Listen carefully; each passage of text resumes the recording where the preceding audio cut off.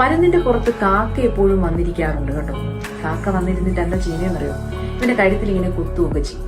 അപ്പോ ഇവനെന്ത് ചെയ്യത്തില്ല, പ്രതികരിക്കത്തില്ല. കാരണം ഇവന് അറിയാം കാക്ക വളരെ ചെറിയൊരു പക്ഷിയാണ്, എനിക്ക് അതിനോട് പ്രതികരിച്ച് എന്റെ സമയം വെറുതെ വേസ്റ്റ് ആക്കി കളയാനൊന്നുമില്ല.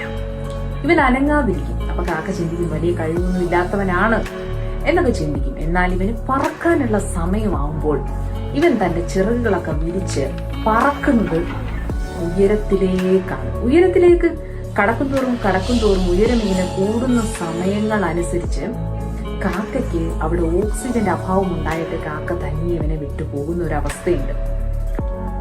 അതാണ് അവന് തന്റെ കഴിവിൽ വിശ്വാസമുണ്ട്. അവന്റെ മുന്നോട്ടുള്ള യാത്രയിൽ അവന് വിശ്വാസമുണ്ട്. അവൻ അടുത്തൊരു ലക്ഷ്യത്തിലേക്ക് പോകുന്നു. അവനറിയാം അവിടെ അവൻ വളരെ ഉയരത്തിലാണ് പറക്കുന്നത്. അവന്റെ കൂടെ എല്ലാവർക്കും വരാനൊന്നും പറ്റത്തില്ല.